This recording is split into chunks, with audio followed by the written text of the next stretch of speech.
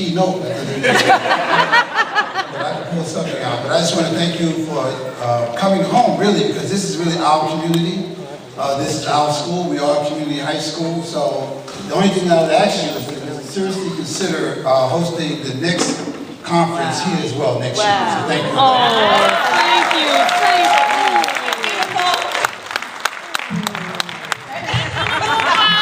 I was trying not to mess it up for the next speaker, so you know, this is how I build my calf muscles.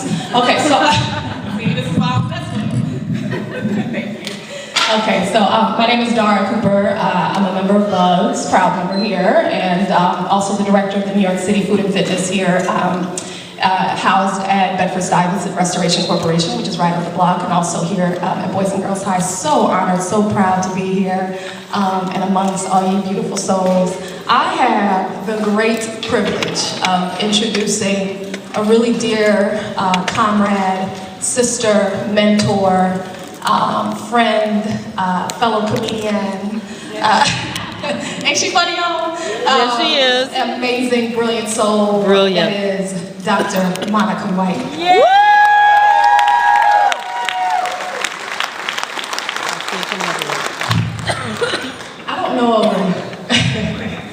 I don't know if we're ready this morning, but I think we are.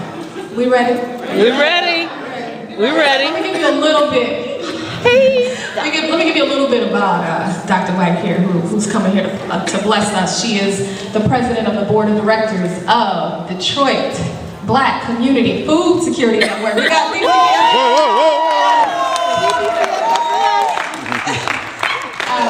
She earned her PhD from Western Michigan University in sociology. She's an assistant professor of environmental justice at the University of Wisconsin-Madison with a joint appointment in the Gaylord Nelson Institute for Environmental Studies and the Department of Community Environmental Sociology. Her research engages communities of color and grassroots organizations that are responding to issues of hunger and food inaccessibility. Her publications include Sisters of the Soil, Urban Gardening as Resistance Among Black Women in Detroit. Is that not hot? That's hot. Hot. She uses historical and contemporary examples of freedom farmers, I'm sorry, I skipped a little bit, but she talks about freedom farmers in her upcoming book that she's working on, Freedom Farmers, Agricultural Resistance and the Black Freedom Movement, 1880 through 2010, which contextualizes new forms of contemporary urban agriculture within the historical legacies of African American farmers who fought to acquire and stay on the land. She uses historical contemporary examples in Freedom Farmers to examine the development of farmers' cooperatives as strategies of resistance and documents the ways that these organizations in general, and Black farmers specifically, have contributed to the Black freedom struggle.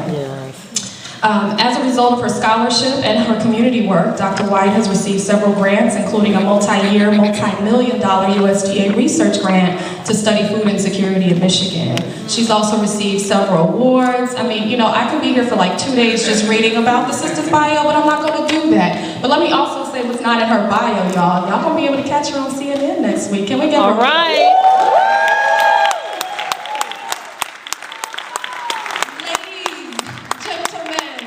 Comrades, brothers and sisters, let me welcome my dear sister, Dr. Monica White.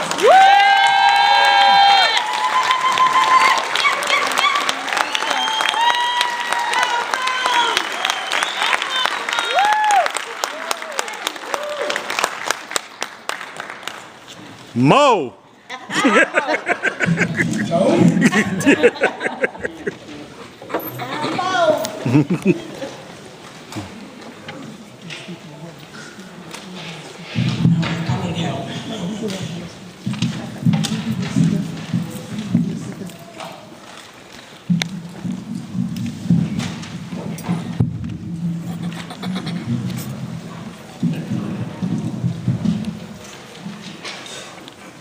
Good morning. Good morning. Ooh, my heart is full today, y'all. Yeah. This is a beautiful, beautiful sight. Yes, it is. I'd like to thank Dara for that beautiful introduction. There are a few people in your life you meet and know that you were separated at some point, birth, life, and she's a sister friend for real. I'd like to thank Karen for this wonderful opportunity to speak before you today. I'd like to thank the planning committee, the organizing members of BUGS, the participants of BUGS, but I'm really, really honored and feel a great deal of privilege to speak before you growers. This work is a reflection of you. These are your voices that I've heard, that I've understood, and I give back to you what you have given to me. And so it's such a dear, dear honor to share some of the work that we've been doing. So there are a couple things I want to say, just sort of to get us sort of centered and focused. Before we start, I wanted to sort of mention just a few things. I want to recognize my comrades from Detroit. Can you stand up, please? Members of BCFS.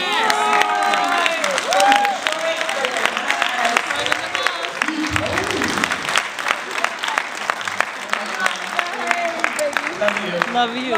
I want them to stand because the conditions in Detroit, Detroit is ground zero.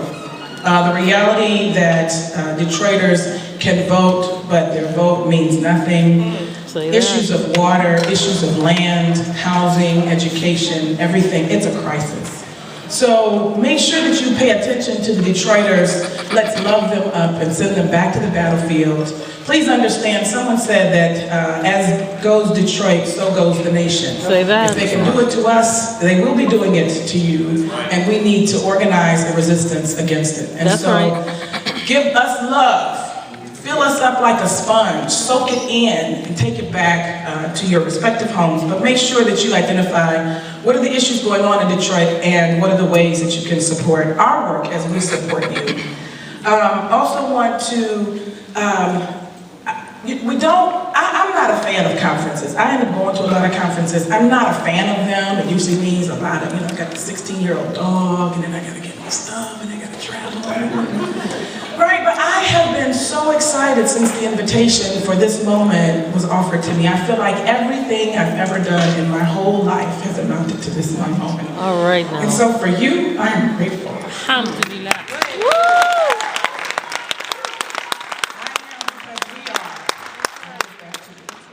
So I want us to recognize that this place that we stand, this is sacred ground. This work is sacred. In 1838, James Weeks settled here, right here, a community called Weeksville. That's right. He purchased the land from a brother and decided to settle here. This became a community of free blacks, and it was also a stop on the Underground Railroad. This land right here where we stand is about a history of resistance. So I want us to recognize that the conversation, the discussion of resistance and agriculture is not new. So today, this morning, I want us to honor the ancestors, honor the work of the ancestors in this very important sacred place. Ashe, ashe. So just, a couple of pictures. We were running things, y'all. We came here. There are lots of intentional communities. There are lots of places where black folk went and built communities around agriculture.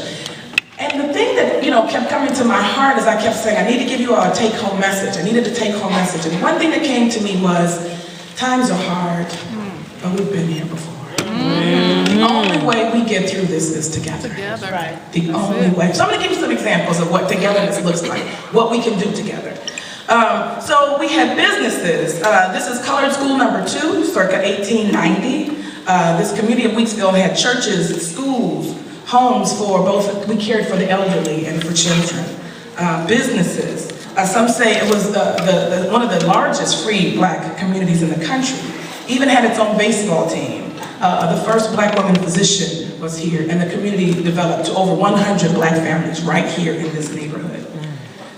This is the historic Hunterfly Road home. This is dating back to 1840 to 1883, one of the original domestic structures of the historic community. And some say that these buildings are still standing, so maybe we might be able to see this. So there's an importance of black independent media. This community had one of the first black newspapers. And if you see, the role and importance of the newspaper was to teach literacy. And so it wasn't just this community, they found some copies down in the South, but it was really important to make sure that we used the instruments that we had to make sure that black folk knew how to read. And so it is in the spirit of resistance that we are here in this place, and we must understand the importance of our work, both for power and for sovereignty. I never start a presentation without talking about my daddy. All right, all right. Take your time.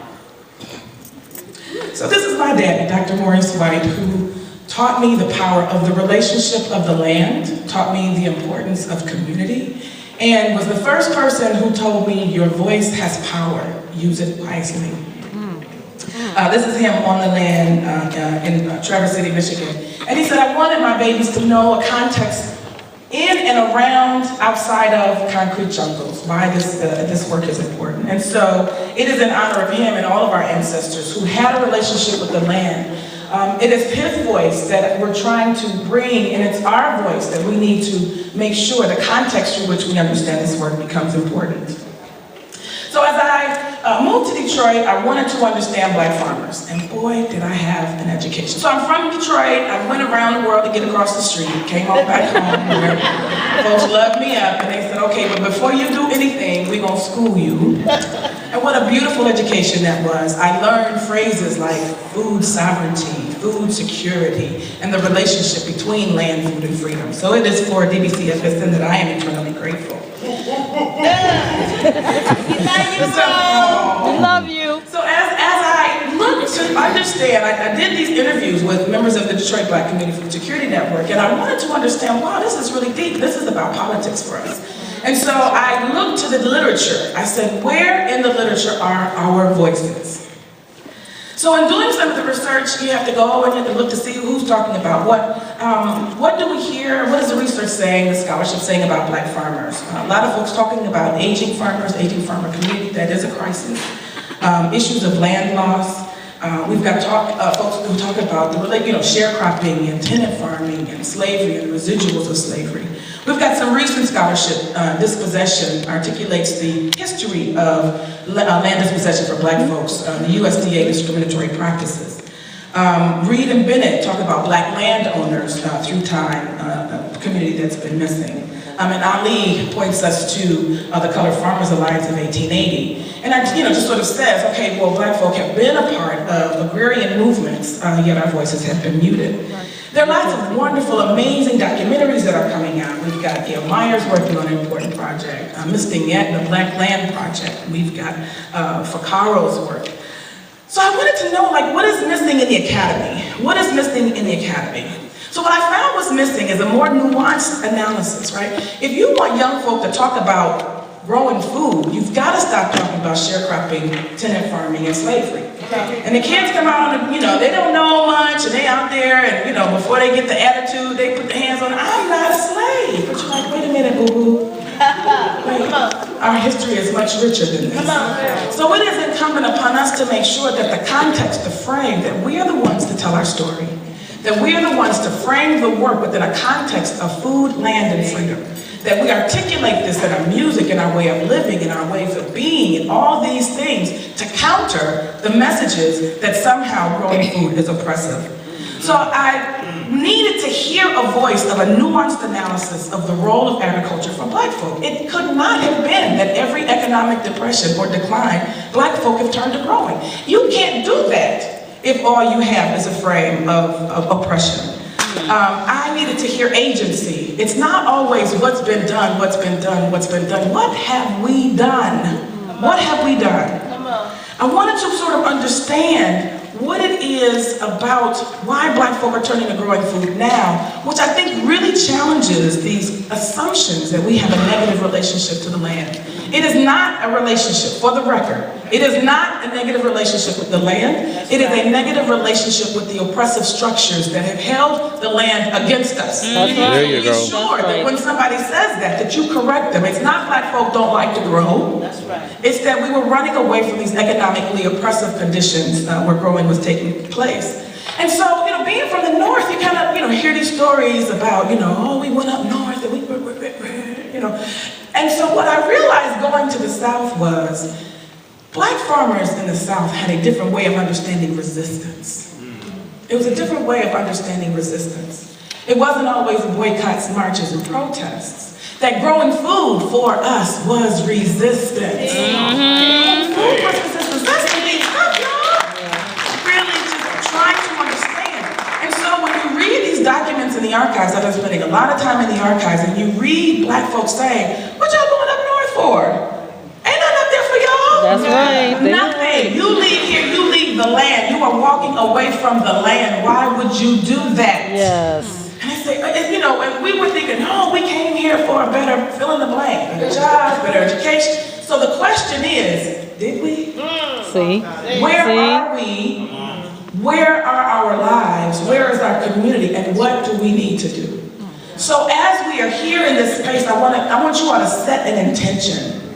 Set an intention for this conference.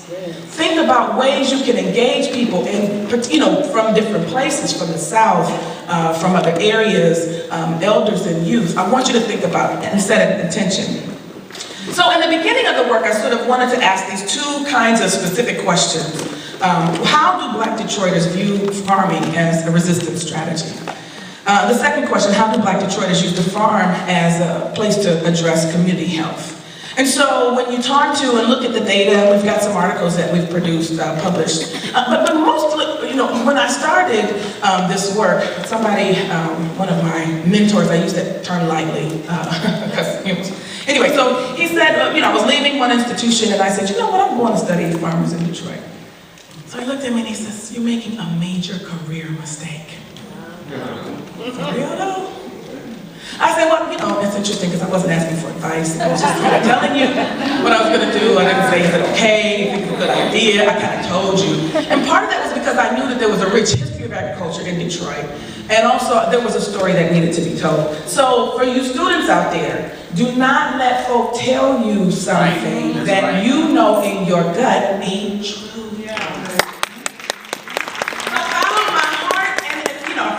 And follow my path back to Detroit. And people often ask, why is Detroit specific? Why is Detroit particular? Well, given what we see right now, we know there's this war going on in terms of economics. But a few years ago, people were just sort of like, well, why are you concentrating on Detroit? Detroit is an example of deindustrialization. Detroit has a history of Black labor. Detroit has a very rich history of resistance. And if you want to understand the language around, I didn't know about resistance in agriculture until I went to Detroit. They gave me the language for it, and then I could see it in other places. And so Detroit becomes that model, that example.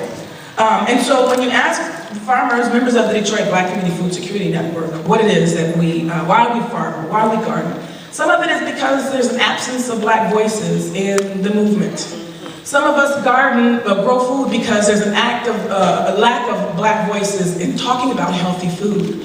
But most importantly, I think one of the most significant questions that I asked was, if there was a grocery store in your neighborhood that sold healthy, affordable, local, however, all of those adjectives you want to use, would you still grow? And the answer was undeniably, absolutely, yes. Unanimously, yes. Because Black folk want to know, where those seeds come from? Where you get them from? What kind of soil is it? Did you put the water? What fertilizer? What you growing with? So it's this issue of growing food and control that helped us to understand that growing food was political for them. So because of the findings of these articles, we published a few pieces. One is shouldering the responsibility for the delivery of human rights. The argument is, if food is a human right, then whose responsibility is it? Right. Some folks say it's the government. Some folks say it's the market. We say it's us. We say it is my responsibility. It is my responsibility to make sure that I have access to healthy food. The next piece was D-Town Farm, African American Resistance and Food Insecurity in the Transformation of Detroit. And then the third piece is Sisters of the Soil. And so I'm happy to talk about any methods, any academics in here, methodology, theoretical constructs. We'll talk about some of that, but happy to entertain those in their question and answer. So given that Black folk already articulated their work within a framework of resistance, so this is the social movement approach, it gets me all excited. So I'm asking the question, how have Black farmers organized? This can't be the only time in history. So I needed to give you guys, I felt a charge. I thought it was necessary. I thought it was incumbent upon me to use my time as an academic to go and to identify, when have there been other moments when Black folk, Black farmers have pulled their resources together in order to organize, to resist, and to create our own communities. So how have Black farmers organized as collectives and cooperatives as a strategy against racial and economic oppression? And how does agriculture, the act of growing food, really expand our understanding of a resistance strategy? We always talk about protest marches, boycotts, protest marches, boycotts. But this agricultural example that detail members told me was something that was very different, and I needed to understand what that was. Given the perspective of Black farmers and the articulation and the scholarship, I knew that there was a voice that was missing. It was our voice. So I wanted to sort of develop Black agrarianism as a theoretical understanding. What is the historical analysis of Black farmers, the importance of agriculture in the Black community, land ownership, either shared, collective, or independent? What is our participation in the movement and the participation, contributions of Black farmers to the Black freedom movement? So farmers, we could talk about religion in the Black freedom movement, we talk about students in the Black freedom movement, we talk about everybody in the Black freedom movement, but there have been no farmers. Ain't no farmers, ain't no food. So how can we talk about all these other entities without talking about food, the role of food and the participation? Which then led me to develop my own theory, a theory of agency and community resilience. So just the long and short of it is, there are contemporary social movements and there are, the Black farmer example offers us a different way to understand what resilience looks like. So what are the issues that folks are fighting? We've got foreclosure, unemployment, bankruptcy, incarceration. Those are the contemporary social movements that we see people resisting. Black farmers articulate our work in terms of food access, security, and sovereignty. What is the exigence, right? What is the motivation? Why do I become, go from the sideline to being in the movement? For the contemporary social movement, we often talk about a problem leads to action, right? You cut off this, you close this, you do this, leads me to this. But instead, Black farmers are articulating a solution leads to action. So it's not your responsibility to feed me, I will do that myself. It is a solution-oriented approach to understanding Black farmers. Mobilization, people talk about social media, the internet, Facebook, all these kinds of technologies to get folks mobilized. There's nothing more powerful than starting a garden. Yeah. Say that. You get to know your neighbors, you all in people's business. That can be a good thing. Right, and so these interpersonal relationships really develop and build around this community space. Technology, organizing is often high. For farming, the activity is very low. That doesn't mean it's not hard work. You've got your calluses. And anybody in here knows that, Malik often talks about how everybody wants to grow food until it's time to get out there and do the work. And they're like, oh yeah, I'm straight. I'm straight on that. Y'all just call me when the harvest. So there are scholars who talk about what is the strategy, right? There are disruptive and non-disruptive strategies. So you can talk about protests, marches, and boycotts being disruptive. I'm not going to let you do your business, right? Because you offended me. This is the oppressive structure. You've also got people who do food fasts as resistance. And this is the non-disruptive. So I'm not stopping you from doing your business, but I am bringing attention to the oppression that you are engaging. Black farmers offers a different, so in both of these, disruptive and non-disruptive, the energy is directed toward the oppressive structure. If I'm boycotting you, if I'm protesting you, if I'm doing anything, then that you being the oppressive structure becomes the object of my attention. Growing food is not like that. It is constructive. I'm turning my energy not toward the oppressive condition, but toward building community. And building community in the way I want to see community. And so this is a very different orientation and something that the scholarship has missed.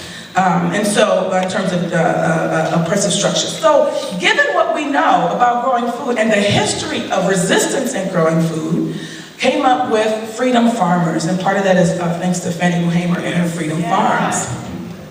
So freedom farmers, who are you as freedom farmers? We have fought for the right to grow food. We know this, and I'm going to talk about on the next slide. We have fought for the right to grow food. What are the contributions of Black farmers to the Black freedom movement? And how does this building sustainable community and participation in the food system, how is that significant? So once again, I remind us, times are hard, but we've been here before. How did we get through? How did we get over? We came together. So So Judith Carney talks about just the transatlantic slave trade and the fact that we carried seeds in our froze, sisters. That's right. We carried seeds in the hem of our garment. We brought food with us as an act of resistance. During slavery, we fought for the right to plant our own food. So this was a non-negotiable, right? I'm going to have my own subsistence crop, my own subsistence lot. And I think, and also looking at and thinking about this work in particular ways, Jessica Nimhardt's work on cooperatives talks about the role and contributions of cooperatives as an economic structure, right, that allows us to sort of engage in resistance. So when I say fighting for the right to grow food, what did we fight? And I'm just saying this to get this out of the way so we can talk about how we resist. We talk about land dispossession and this just sort of the concerted effort, the lack of the USDA federal programs that were available to other folks to stay on the land were not available to us. Hence we have the Pickford case. So there was a lack of federal support. There were economic boycotts, and it wasn't just these were concerted efforts in communities where folks refused to sell black farmer seeds, would not sell fertilizer, would not sell tools, would not rent vehicles. And so these are structural barriers that stood between black folk and growing food, but yet we fought back. Even when there were laws against slavery, sharecropping and tenant farming were still instituted and were still very much an economically oppressive condition that held us back in terms of, but we fought back. We continued to grow food. In addition, I think that there were promises of moving to the north to get us off the land. See, To get us off the that's land. interesting. There you go. Say it. Yeah, we fought back. So excuse me, doing this work, you go into the archives and you never really know what you're gonna find. Sometimes you hope you're gonna find what you're looking for, and sometimes you find so much more. So when I was in the Department of Agriculture archives in Alabama, looking for this one thing, and I looked at a folder called, that titled Black Muslims. So I was like, wow, what is this? And it was a series of newspaper articles of the Nation of Islam that bought land in St. Clair County, Alabama. They bought 1,000 acres. So I'm just using this as an example as to the context of what it was that we were fighting. They bought 1,000 acres from two siblings who owned land. One sibling sold the land to the Nation of Islam, and that night, his automobile car dealership was set on fire. He had to move. So then you keep reading, and they're setting up this farm, and all of a sudden, the barn is set on fire. Yeah. Next thing you know, there were cattle that were poisoned and shot. And yet they fought back, right? And so you have these moments, these situations. So the barn and the buildings were set on fire, the cattle, the water was contaminated, the church was close to where the cows were. The cow goes over to church during service and moves. So they get a sentence, a ticket for that, and then they even begin to ask questions about who bought the land, who sold the land, who had a right to even be there. And they fought back. They continued to grow food. They did move from that spot when the Klan came and leased the area surrounding the 1,000 acres and felt that the conditions were, and so they went to Greene County, which was mostly black. So when we talk about fighting for the right to grow food, I think any one of those things, I might have been like, okay, I'm straight. But to understand the degree to which, even one organization, SWAF, the Southwest Alabama Farmers Collective, they would, all of these problems, wouldn't sell fertilizer, wouldn't sell seeds, wouldn't do this, and so they found a way to do it anyway, grew the crop, rented trucks, couldn't afford the refrigerated trucks. So the Governor Wallace, then pulls over the trucks with the use of the state troopers, refuses them to take their produce to the distributing, the processing plant, and allow the fruit to spoil in the truck. Right, so you're talking about a real, it was like, and understand that cooperatively we are powerful. That's right. That's why these mechanisms, they had white cooperatives that were banding together making millions of dollars, but as soon as black folk wanted to come together, the Federation can speak to the 22-month investigation, they spent millions of dollars trying to find fiscal irresponsibility, held down their capacity to make money and to function. Right, so you understand that we don't always think about it, but somebody else knows there is power in cooperatives. So once again, I say to you, times are hard. We've been here before, and the only way we make it is together. So, what are some of those examples? We've got the Colored Farmers Alliance of 1886. 1.2 million farmers came together, pulled